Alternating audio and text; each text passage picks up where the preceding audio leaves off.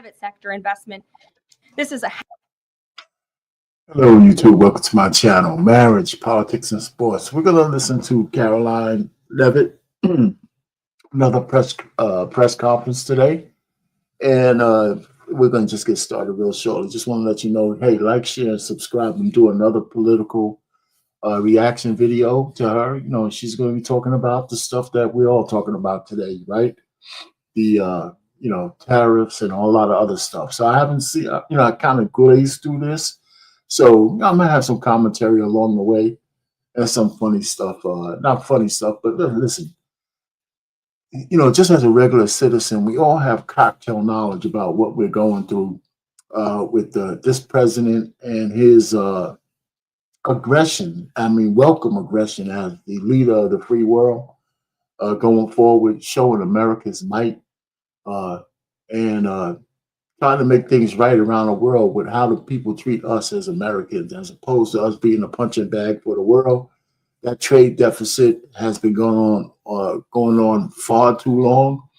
And when they go back to 1996 or whatever it was, and they show Nancy Pelosi saying the same exact things that he's saying today, he was on the right track. So she didn't like the tariffs back then, and all of a sudden, she forgot, that she's been recorded saying the same thing about how the trade deficit, hurts and harms Americans. So we're trying to right a wrong, and there's some sausage making going on. So sausage making is never, it's not a glamorous thing.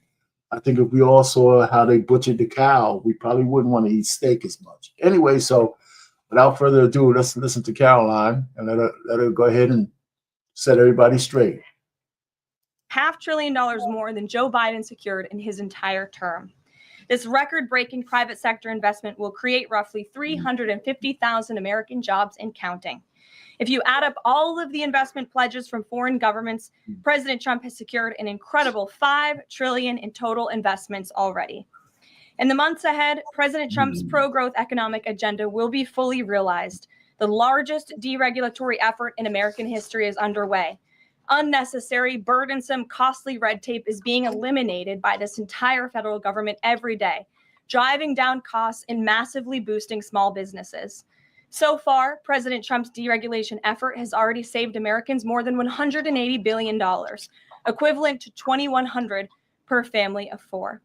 The president's drill baby drill energy agenda, which he will discuss later this evening in the East Room, is capitalizing on the abundance of natural resources under our feet to generate more affordable electricity, cheap gas, and quality new jobs. All of this will combine to end the Biden-imposed cost of living crisis that's absolutely crushed American families.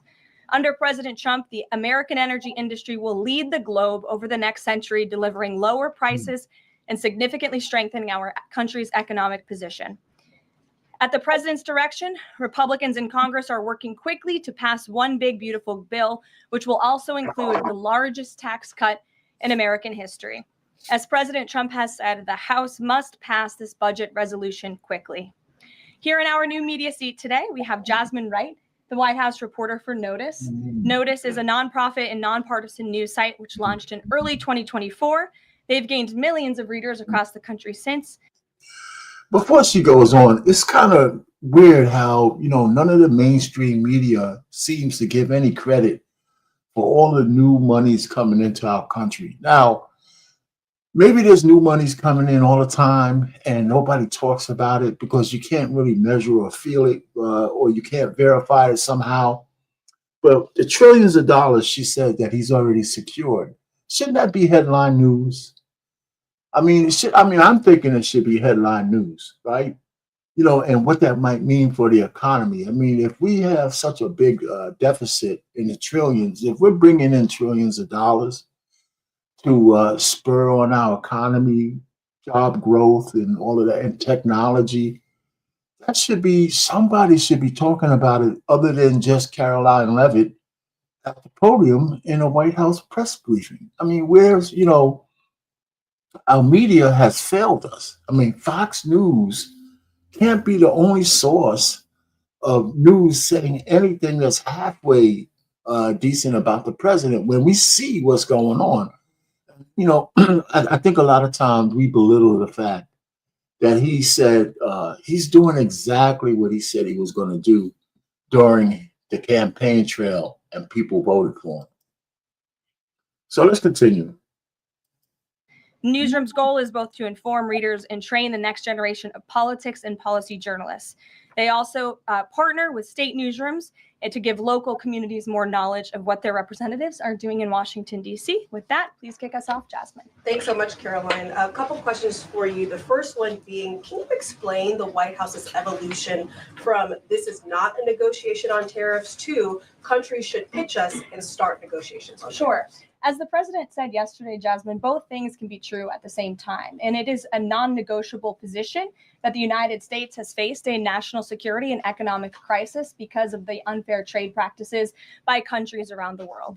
As for the president, I have maintained this position. The entire administration has always said that President Trump is willing to pick up the phone and talk. And the president met with his trade team this morning. And he directed them to have tailor-made trade deals with each and every country that calls up this administration to strike a deal. You know, here's another thing. I don't understand why does it seem so hard for just the average media person to understand what they're talking about? Right? We have a trade imbalance with the rest of the world. Turns out that we didn't notice, like when we start talking about tariffs and like me and every gay common person, even using the word tariff, means that this conversation has gotten oversaturated into the diaspora, right? I mean, tariffs have been going on back and forth, and we didn't even notice it until America decided, hey, listen, you know, when we try to export our goods, everybody has these unreasonable tariffs and regulations on our products. But when you want to, you know, export your products to our country, we're letting them in, you know, willy-nilly, some with no tariffs at all. Whatever regulations you could meet in our country, we're saying, okay, bring them in. Cheap prices, cheap labor. Some places have slave labor, right? And so your products come in with willy-nilly, no tariffs on them. But when we try to get something over to your country, your shit is like oppressive tariffs. And so we're saying, listen, we're going to rebalance the schedule. Now, this is not that hard to understand. That we are tired, America is tired of being taken advantage of when it comes to these tariffs. And because President Trump says no longer, we want better deals from every single person in the world. And people act like they don't understand what he's talking about. I mean, it's just straightforward to me. All right. You don't have to understand tariffs at all. You just have to understand that if I'm dealing with you, we should be dealing from a standpoint of, you know, like reciprocating, you know, benefits. Maybe we both hurt a little bit, but you get what you need. I get what I need. I shouldn't just be your punching bag. You know, that's the problem I have. I mean, it's a reasonable shit. I don't understand all of this stuff. So the market might look crazy, but this is for Main Street. The people who invest in the market are the 10% of the population, you know, is mad because the apple cart is being turned upside down. It's not because they're worried about tariffs. They just like the status quo. And my man is changing the status quo. So they're kind of bitching and moaning. Matter of fact, most of them are shorting the market on the uncertainty. And so once that uncertainty is gone and the new equilibrium is met, the market is going to stabilize and start to return back up like it always does. You can't say that these tariffs are any worse than a pandemic, right? The market recovered from that. It's going to recover from this too. Nobody likes red in their portfolio, but this too shall pass. And when this passes, not only will Wall Street start to regain, but Main Street Americans will benefit from it as well. So this whole thing about the tariffs just is overblown scare tactics from, you know, the mainstream legacy media. And, you know, and that's pretty much that's what it is. So if you come in, hit the like button on the way in. If you stay for a while, put a comment in there. And let's just go, because I just think that this whole tariff thing is more overblown.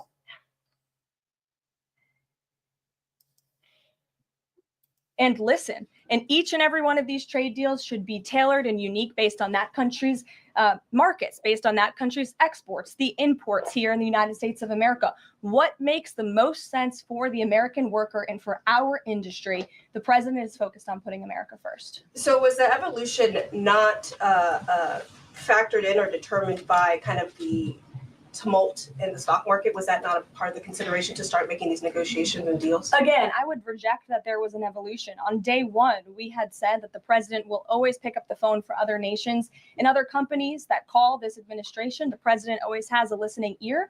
And it's a non-negotiable fact that America has faced a national security and economic crisis for many decades. And President Trump is just the first to address this. And then my last question, how will negotiations change how much revenue the White House is planning to make from the tariffs? Well, that has yet to be seen. But as the president said, the reciprocal tariffs, which will continue to go in effect as these deals are negotiated and ongoing, will generate trillions of dollars in revenue to the United States. And this is twofold. The president wants to onshore jobs here to the United States of America. He wants to boost our manufacturing industry. He also wants to tackle these crippling deficits with almost every single country around the world. Jackie. Thanks, Caroline. The Treasury Secretary, Scott Bessent, warned that some of these negotiations might take up to months, that we could be doing this through April, May, and into June. And then you had Kevin Hassett. This gentleman, Scott Bessent, if you get a chance to listen to him talk about these tariffs, you got to listen to this guy. Now, he is for the administration, but when he talks about this stuff, he talks about it at a level that you can understand. And it seems like he doesn't have to lie to you to tell you what's going on right now. And he can counter all of the bullshit that's out there from the Main Street liberal media, legacy media, because he knows how this thing, what the plan is for all of these tariffs and how it's going to impact us if they go through. Now, unfortunately, there are some Republicans that are getting weak-kneed because of maybe their constituencies in their area. Of course, everybody is scared about their 401k plans and stuff like that. And I would tell you that if you were in an aggressive stock market and you're like 2 or 3 years away from your retirement, you were doing the wrong thing anyway. You were supposed to take half of that stuff and put it in some safe investments. So, you know, these kind of downturns don't scare the hell out of you. But if you're like 20, 30 years old, this is a blip on the radar. Get your dry powder if your dollar cost averaging. This is the great time for you to be in the market while everything is cheap. So, you know, that's what you should be. Don't be worrying about the price going down. Make sure that you have you're steadily putting your money and collecting some dry powder. So when it's time for the market to reverse, you can get a lot of cheap stock.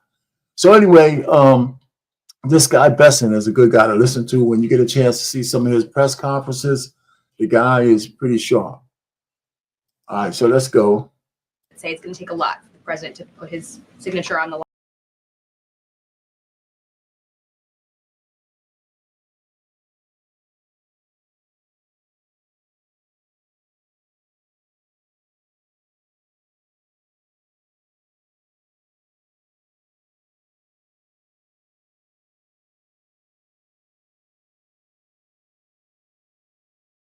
For American manufacturing, and again, that they tackle these crippling deficits with these countries. All options are on the table for each country, but again, these are going to be tailor-made deals. They are not going to be off-the-rack deals, as the president has called it, and he has directed his entire trade team to be part of this effort. So that includes Secretary Bessent and our National Economic Director, Kevin Hassett. It also includes Secretary Lutnick, Peter Navarro, the entire trade team, Jamison Greer, who was on the Hill today.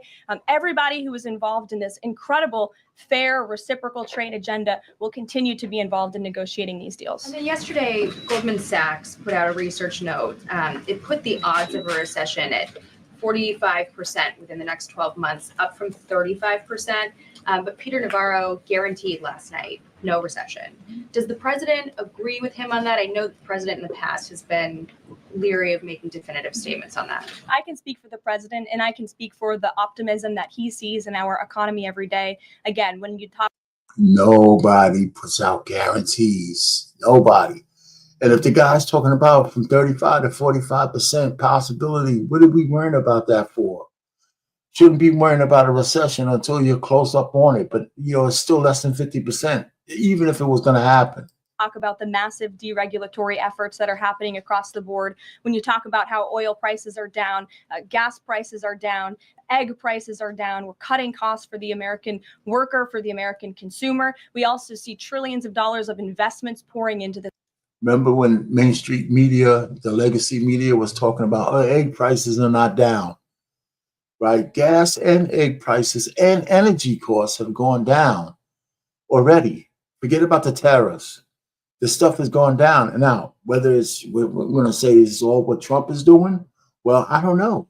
Well, we know it's going down. Excuse me. I mean, we see it going down. At my house, I heat it with oil. My oil delivery for next year, my oil is cheaper. I made a better deal because the oil prices are down.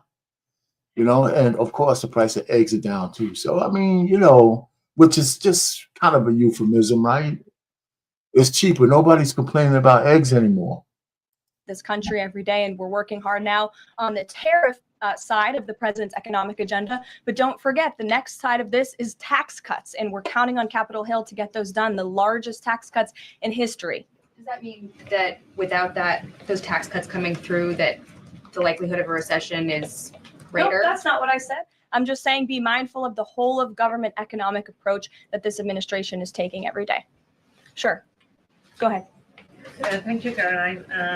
You just said that one of the reasons these tariffs are going into effect is that some countries have been ripping off the United States, but some of the tariffs target countries like Madagascar, Bangladesh, with very high levels of poverty. So can you explain how the president wants to correct the deficit with those countries? Is there a plan, for example, to onshore the textile industry that these countries are known?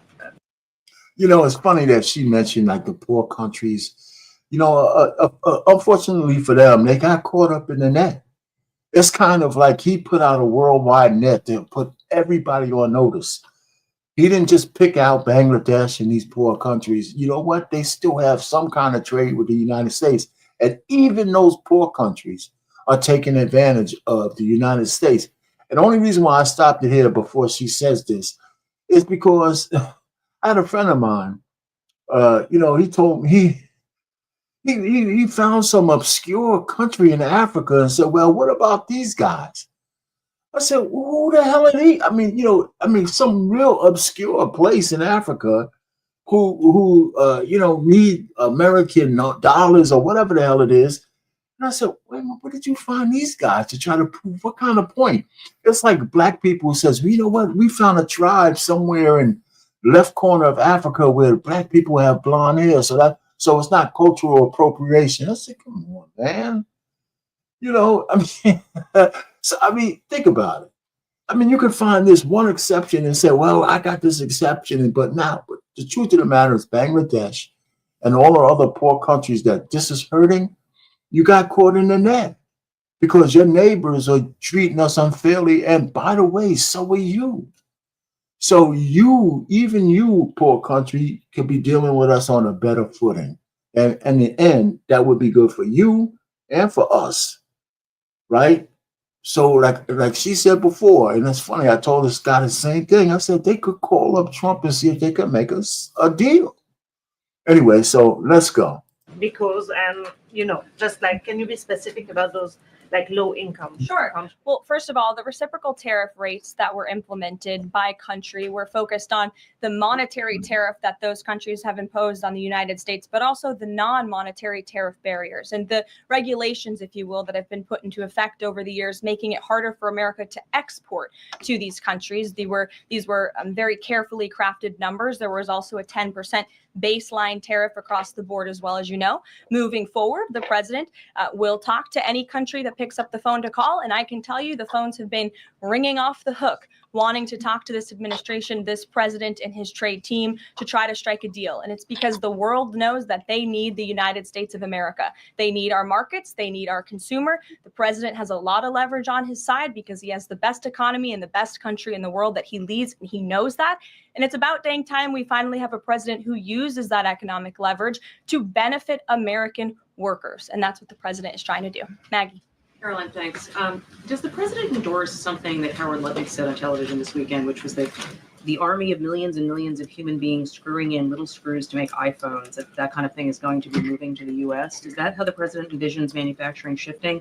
And if so, how long would that take roughly? The president wants to increase manufacturing jobs here in the United States of America, but he's also looking at advanced technologies. He's also looking at AI and emerging fields that are growing around the world that the United States needs to be a leader in as well. So there's an array of diverse jobs, more traditional manufacturing jobs, as you discussed, but also jobs in advanced technologies. The president is looking at all. I mean, when she asked that question, she didn't have, I mean, I think there's a lot of disingenuous questions. She had to know that we're not just talking about jobs where you got a whole bunch of ladies sitting around with trying to screw in little things and, threading the needle and shit like that, right? Or sanding off burrs on a grenade, casing or something like that. The truth of the matter is that, we're in a high-tech country now. Some of those jobs will look a whole lot different, but we'll still be making something that comes out of an American factory. Other than just shipping, services around the world, we'll have some stuff that we make that goes around the world. As she said, the technology will shape some of that, right? So there'll be some like lower level factory jobs, but we don't even know how the full shape of what they're going to look like. All we know is that we're going to want to have more products that leave our country that say made in America. All of those, he wants them to come back home. But iPhones specifically, is that something that he thinks is the kind of technology that can move to the U.S.? Absolutely. He believes we have the labor, we have the workforce, we have the resources to do it. And as you know, Apple has invested $500 billion here in the United States. So if Apple didn't think the United States could do it, they probably wouldn't have put up that big chunk of change. Good Elena. answer. Hi, Caroline. It's clear the president has found the world's attention with these tariffs. Is he considering at all potentially holding off on imposing some of them before the deadline, or maybe later, reversing them because he's having these negotiations and having these good talks with other leaders? The president was asked and answered this yesterday. He said he's not considering an extension or a delay. I spoke to him before this briefing. That was not his mindset. He expects that these tariffs are going to go into effect. And you said something very important, Elena, in your question. You said the president has captivated the attention of the world. Absolutely, he has. And it's a And not only that, there's no way he's not going to let this thing go through. He can't back down on anything he said he's going to do, right? He's got to impose these tariffs. He's got to show the rest of the world that, just because the market is shaky, just because people are nipping at his heels, it's like, let the dogs bark, but the caravans move on. The dogs bark, but the caravan has to move on, right? So these tariffs have to be imposed, because that's the only way the rest of the world knows that he's going to be serious. If he takes them off now, then why would they negotiate? It doesn't make any sense. Again, the questions are stupid, right?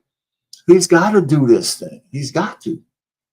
About time we have a president in the Oval Office who is putting the world on notice and is putting the American people first, and again is using the leverage of the United States to negotiate good trade deals. Just a quick follow-up. Sure. There's been some public sparring between Elon Musk and the president's trade advisor, Peter Navarro, on some of these tariffs. Musk actually referred to Navarro today as being, quote, dumber than a sack of bricks.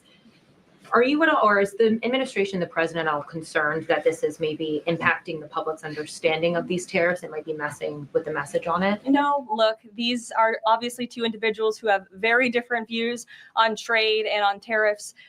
Boys will be boys, and we will let their public sparring continue. And you guys should all be very grateful that we have the most transparent administration in history. And I think it also speaks to the president's willingness to hear from all sides, that he has people at the highest levels of this government in this White House who have very diverse opinions on very diverse issues, but the president takes all opinions in mind, and then he makes the best decision based on the best interests of the American public. Tiana.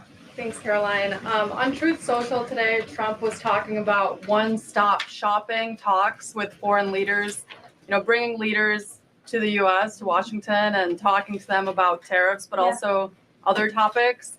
So is that part of his strategy to bring the leaders to Washington and trying to get deals, outside of tariffs on foreign policy issues as well? I think the president, again, is going to have a custom tailor-made approach to each and every country. And if that means discussions of foreign aid, of our military presence in these countries, how those troops are paid for, come to the table, that could be part of the negotiation in these economic negotiations. But it's the president's economic team who will be leading these. These are tariff and trade negotiations. And yes, they will be one-stop shopping for each and every country. They will be, as the president said again, tailor-made, not off the rack to each and every country based on America's needs. And can you Caroline, confirm? hey, how are you? Thank you. Good. Carol from Lynn's LTV. So President Trump has designated Tren de Aragua as a foreign terrorist organization and deported its members while also moving to restrict Venezuela's oil exports. Is the administration preparing additional military or economic actions against Venezuela and the Maduro regime? And my second question is about Supreme Court Justice Amy Coney Barrett. Is the administration have a comment on her decision to go with the liberals and go actually with the Tren de Araguas?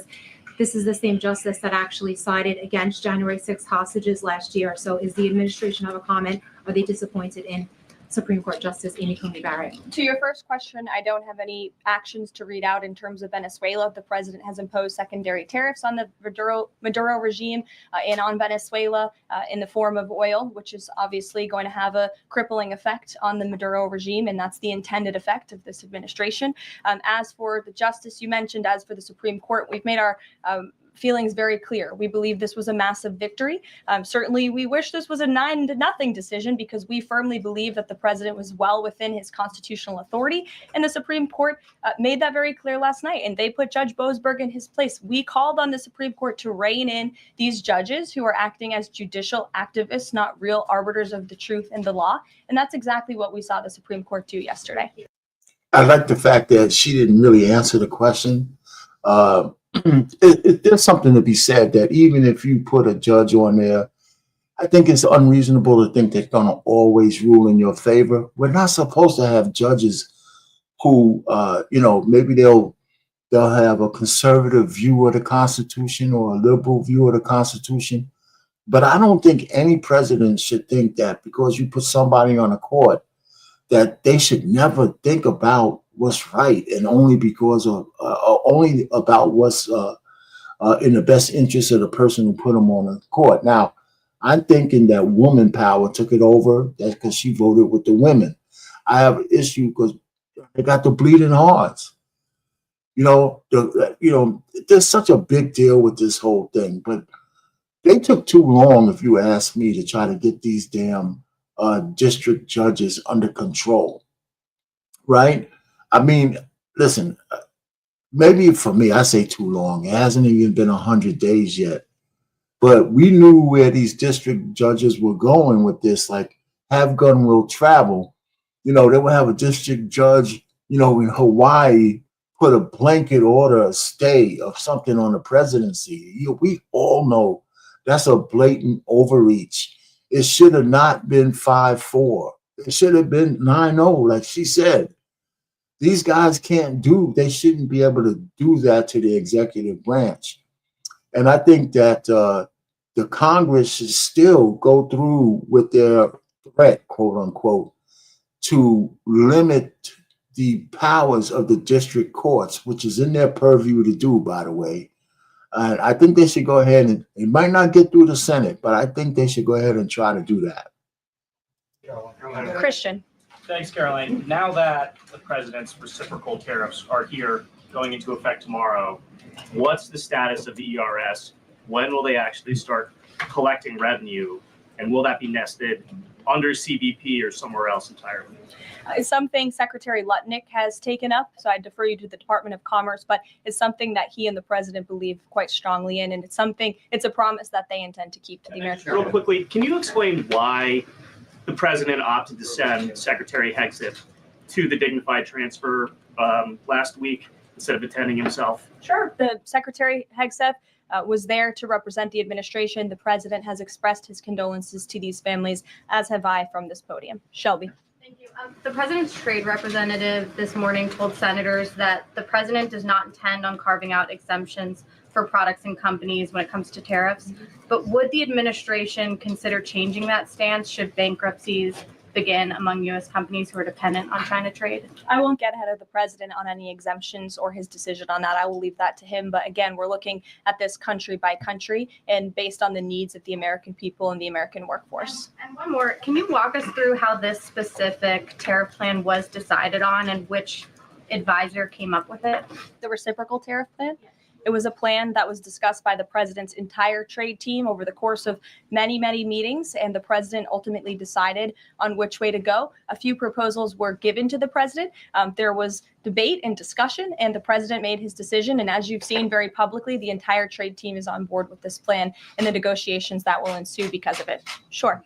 Caroline, on Iran, given what's going to be happening on Saturday, what exactly is the current administration doing to stop Iran's funding of terrorist aggression worldwide that the previous administration wasn't doing?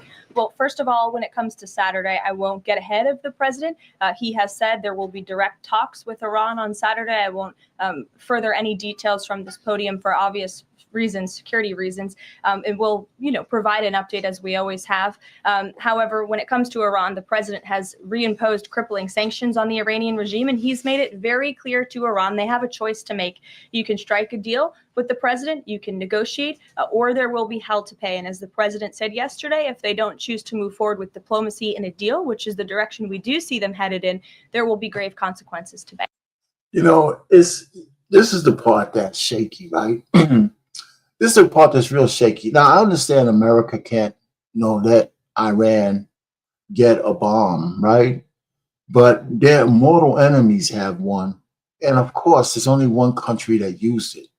And that's the reason why we can't let anybody else get it, because of the bullshit reason that we used and rationale that we used to kill all of those Japanese.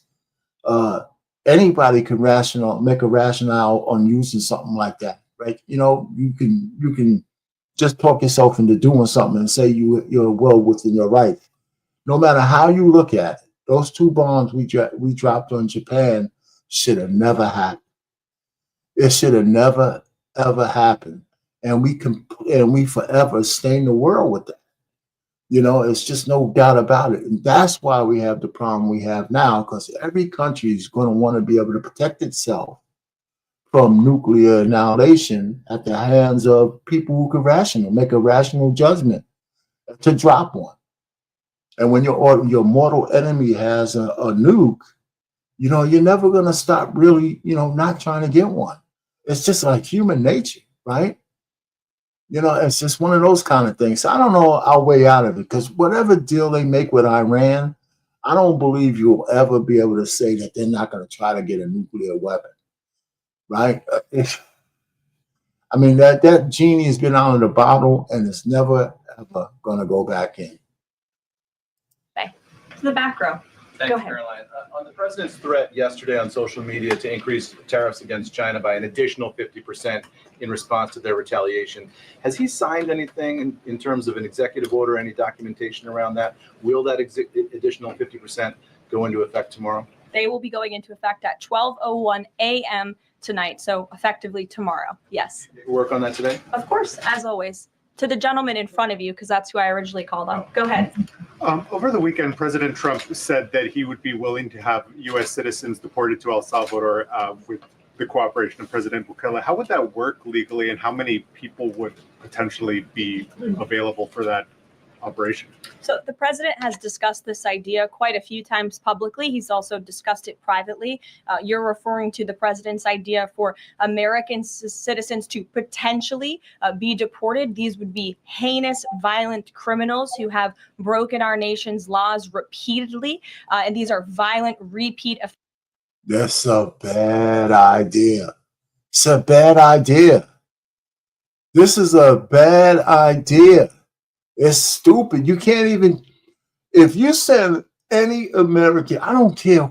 It's going to be hard to even do it, right? Because we got some heinous guys, right? But you see how these people are bleeding heart over these goddamn illegal aliens, tattoos and everything else. The notion of sending Americans, right? We might as well just kind of execute those people here. You'll have more sympathy of taking the pederasts and all those guys and putting them in our own jail or making a supermax like that here.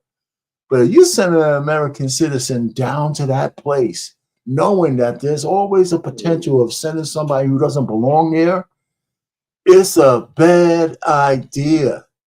It's a bad idea. I don't give a shit what the president says. It's a stupid idea to even be talking about some shit like that. You can't send Americans to a place like that. You can't. It's a dumb idea. Every good thing you're doing will go straight to hell once you start sending Americans down to that goddamn hellhole. You got to be out of your goddamn mind. You can't do it. Offenders in American streets. The president has said if it's legal, right? If there is a legal pathway to do that, he's not sure. We are not sure if there is. It's an idea that he has simply floated and has discussed very publicly as in the effort of transparency. Reagan. Thank you, Caroline. There's been more reporting coming out now about President Biden's decline while in the White House. Is the White House considering releasing the audio of Biden's interview with Special Counsel Robert Hur to the public, which the former president had previously blocked? I don't have an update on that, but I can certainly check. I think the American people would be quite interested to hear that tape, but I'll double check on the release of it. Thank you. Michael. Thank you, Caroline. On Saturday, during meetings with Iran, President Trump says high-level officials will be meeting directly with Iranian officials. We're hearing some pushback from Iran now saying those talks will be indirect. Can you clarify? They will be direct talks on Saturday, and I won't get ahead of the president on any further details. Jennifer. Yeah, two things. On the Israel tariffs, can you give us an update on the discussion on relaxing those tariffs? And then I had another question about the Doge team after that. That discussion is ongoing. I don't have any definitive details to iron out for you. And then the president on Thursday told us that there was an incredible... Okay, so before we go any further, even Israel was sticking it to us. For all the shit that we do for Israel, right? They were sticking us with tariffs as well. You know, they had, she glossed over that shit with Netanyahu, that freaking guy. He was up here, and even Israel is treating us like shit on the tariffs. Can you imagine? For all that we do as Americans for Israel, they were treating us like shit too. It's just incredible how the world just treated us like a fucking ashtray. And so now they have to get some. So Netanyahu was saying, okay, maybe we'll zero it out and all that. It should have never been no tariffs on our stuff in Israel. Never. Discovery that the Doge team had made. He called it horrible and incredible. Can you reveal that yet? Give us details on what it was about? There has been a discovery. I hate to leave you hanging on a cliff, but I don't want to get ahead of the president on that. But I can confirm there has been a discovery. It's just not quite yet ready for release. Sure. Go ahead. Caroline, thank you. I was calling on the young lady behind you, but I'll come to you after, Ed. All right. Not discriminating here. The president is meeting today with House Republicans. Can you say who is in that meeting and his message to Republicans that are skeptical of the Senate passed budget framework? Sure. The president will be meeting with Republican lawmakers today here at the White House to talk to them about the framework that the Senate passed. The president was very quick to put out a statement about his support for the reconciliation package that the Senate passed, and he is counting on House Republicans to pass it.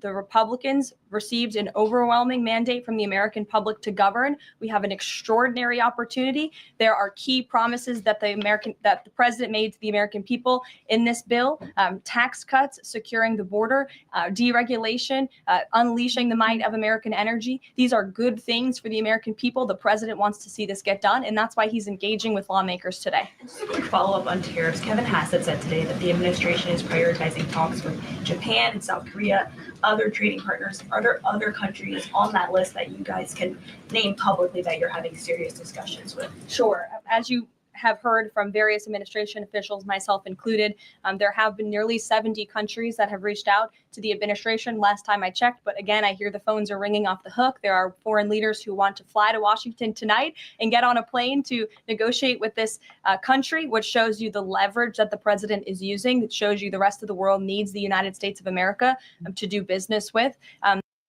Listen, I can't see how anybody other than Trump derangement syndrome can think that this is a bad thing. I mean, the market's okay. Yeah, this might be the visual representation of the sausage making, but I don't see how anybody, any true-blooded American, doesn't see the merits of us righting the wrong of the trade imbalance as best we can around the world and see what that looks like, right?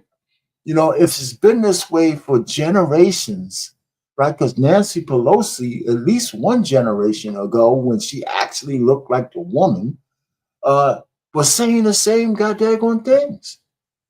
1996, she was saying the same things that Trump was saying. And forcefully, I might add, she was on the floor of the House. Charts and everything. Go look up that briefing that Nancy, it didn't even look like her. That's how young she was, right? And she was probably well within her 40s when she did that. She looked halfway decent before she, maybe that much before she became a 100 millionaire on insider trading, allegedly. Anyway, so yeah, we got just power and leverage. We need to use it. And so this is why I agree with him actually for going forward with this particular part of his plan. Even though some things he's thinking about, I can't get with, like sending Americans down to that shithole in El Salvador. Israel, obviously, yesterday you heard a public statement from Prime Minister Netanyahu. The president has detailed his calls with the leaders of Japan and South Korea. We are going to prioritize our allies and our partners around the world first when it comes to these negotiations, and the trade team will be divvying them up again to make tailor-made trade deals around the world. Ed, go ahead. As promised. Yes, thank you. You mentioned the 70 countries or so.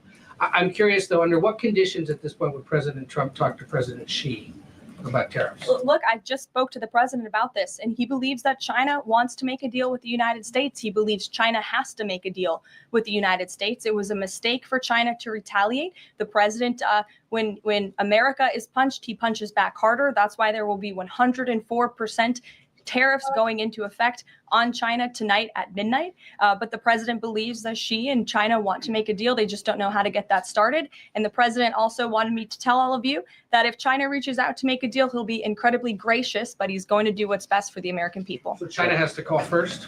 The Chinese want to make a deal. They just don't know how to do it. But the president will be implementing these 104% tariffs on China tonight. And under what conditions might he consider lowering tariffs on China at this point? It would be imprudent of me to tell you those conditions here from the podium. Sure, Gabe. Thanks, Caroline.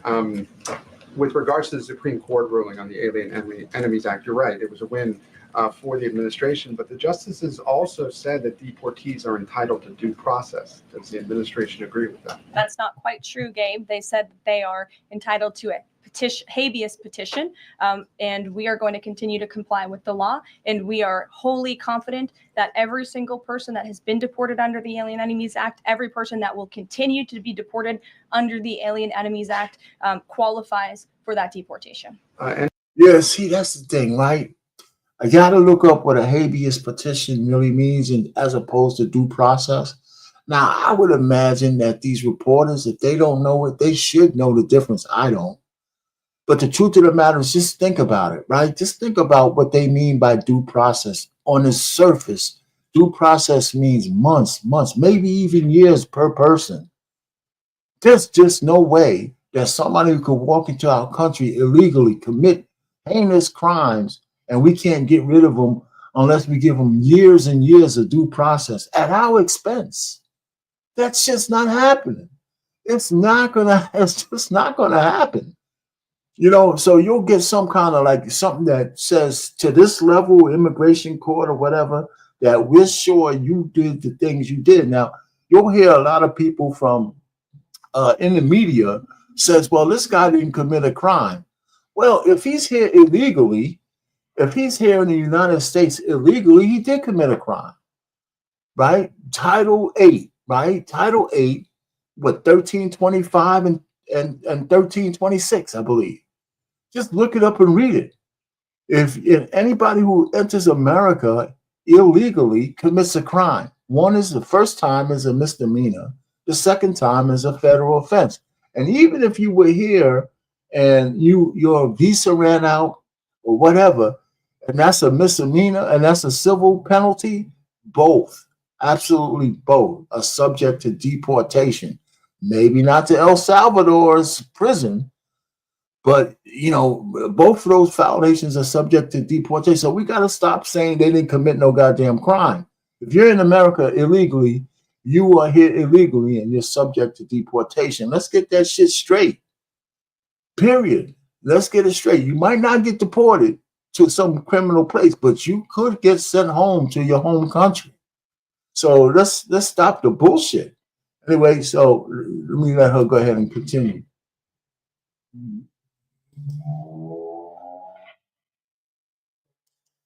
NBC News is reporting that the administration is considering drone strikes on drug cartels in Mexico. We're citing several officials. This morning, Mexico's president was asked about that, and she said that we reject any of those actions. Your response?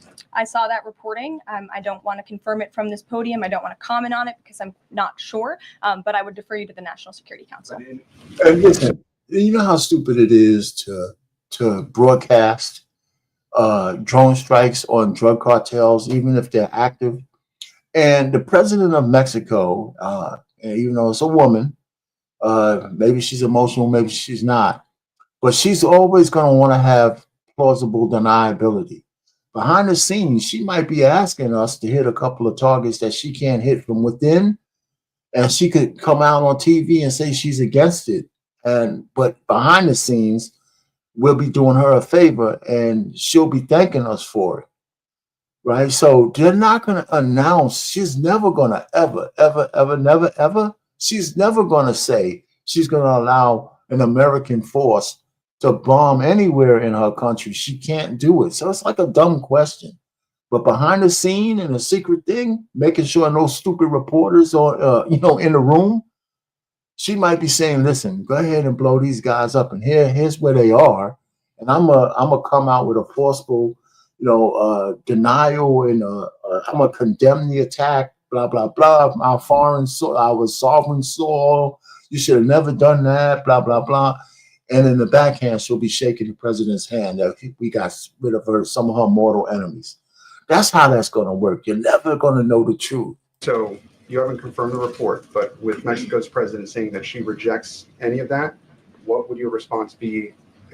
How is the relationship then between Mexico's president and the White House right now over targeting drug cartels? Well, first of all, the relationship between President Sheinbaum and President Trump is quite good. And I think both world leaders. You see what I'm saying? I mean, what I just said, how is she going to come out and any way say that she'd be in agreeing to something like that? She just can't do it. It's just stupid. It's not even good politics. It's not good, governance. I would ask America, here's the target, go take it out. And then I'm going to condemn America for doing it. You know what I'm saying? And behind the scenes, we'll be shaking hands. Would tell you that the president has been engaged directly with President Sheinbaum on a number of different topics, particularly when it comes to clamping down on the Mexican drug cartels, on clamping down on illegal immigration, human trafficking, drug trafficking through our southern border. She's taken significant steps towards doing that. Listen, this is going to sound crazy. The Mexican president not only is a woman, her last name is Sheinbaum. I mean, I guess she speaks Spanish, and whoever she's married to, she took her last name. But that's kind of weird. Doesn't it sound weird? Anyway, that's just neither here nor there, but it sounds weird to me. But as for that specific report, again, I'm not going to comment. Caroline, two questions on trade. First, as a part of these negotiations, is it possible for countries to lower their tariffs below that 10% a bare minimum that's been set? Again, I'll leave that to the president to make those determinations, but I can tell you that 10% universal baseline will go into effect as these negotiations are ongoing. Got it. And then what is your thinking just as far as low labor cost countries. Like if you've got a country like Vietnam that wants to negotiate, but obviously they have some advantages in terms of trade, in terms of the people there are not paid as much as American citizens. What is kind of the thinking? Can they still achieve a good kind of trade outcome with the United States? Well, again, you're right to point out that different countries have different labor markets. They have different skills, if you will, different resources, and the president is going to take all of that into account. His team will take all of that into account when they're negotiating these deals. I do just want to point out one thing, that the president, everybody in Washington, whether they want to admit it or not, knows that this president is right when it comes to tariffs and when it comes to trade. In fact, Democrats have long said that the United States of America has been ripped off by the countries around the world. They just don't want to admit it now because it's President Trump who is saying that. In June of 1996, Nancy Pelosi spoke on the House floor. She urged her colleagues at the time to fight against the status quo trade policies that had contributed to America's trade deficit with China. In fact, Nancy Pelosi said, "How far does China have to go? How much more repression? How big a trade deficit? How many jobs have to be lost for the American workers? How much dangerous proliferation has to exist before members of this House of Representatives will say, 'I will not endorse the status quo'?" Those are the words of Nancy Pelosi in 1996. Well, President Trump is finally answering her call 27 years later. Nancy Pelosi can thank President Trump today for the 104% retaliatory tariff that will be going into effect on China. In 2007, Wait a minute, you know what? Is she going to do that, right? What does the Democrats champion now? They don't champion anything that has to do with anything other than rights for a 1% group. You know, rights to take parents' permissions away. You know, excessive taxes everywhere, crime, death, destruction, you know, wokeism, all kinds of bullshit, man. They don't stand for anything. They don't stand for anything. That's why everything goes. Chuck Schumer spoke of our nation's crippling trade deficit, saying these are the kinds of records the American people don't want us to be breaking. The administration needs to move beyond words, take action now to reverse a trend that threatens our prospects for future economic growth. And Chuck Schumer said that in 2007. Finally, in 2025, President Trump is taking action. Recently defeated Democrat Sherrod Brown said on deficits in 2012 that our deficit then at China had reached an all-time high, and it was on pace to recede last year's record. The trade deficit had cost American workers millions of jobs at the time. These are the words of Democrats years ago. It is about time America finally has a president who is taking action to restore those millions of jobs back to the United States of America, to boost our manufacturing industry. He's doing what's right for the American people. You gotta, you know, I really, really appreciate her making these people eat those words, man. Eat those words. You know, and you know, listen, none of this shit gets covered by mainstream legacy media because they all lean to the left. And they've gone off the rails leaning to the left. This is not, maybe it's not big headline gotcha news, but the truth of the matter is it does co-sign and strengthen the fact that Trump is doing what he's doing right now. And he gave the country forewarning during the whole campaign that he was going to do this. And people still voted for him. And maybe they didn't understand that while doing it, we'll see some sausage making, and it's not going to be pretty for the markets. But guess what? Most people, the 80% of the people, if it wasn't for a 401k plan, they wouldn't own a stock at all.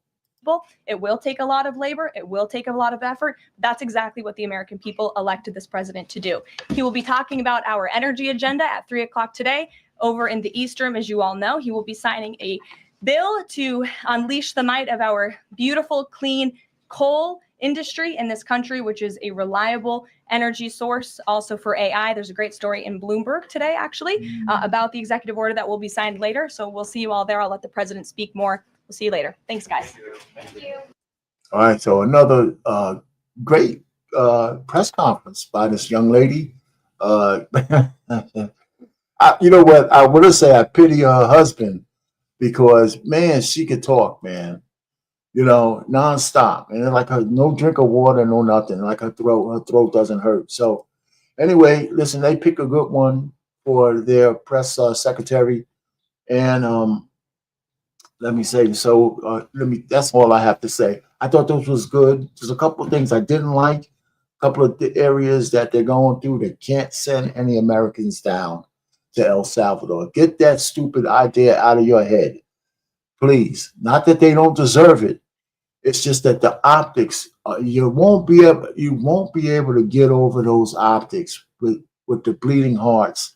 Even Republican bleeding hearts, especially if it's women. It's not going to happen. So, we got some bad prisons here. Just send our most deadly people to the bad prisons here, as opposed to there. You don't want to open that can of worms. Anyway, everything else was pretty cool. So, Art Payne, Marriage, Politics, and Sports, over and out. Hit that like button. And on the replay, hey, listen, you know what? Leave a comment. Do something in the comment section. If you watch this video, any parts of it, tell me what you like and don't like. I'd appreciate it. Just let me know you were here. Hit that like button.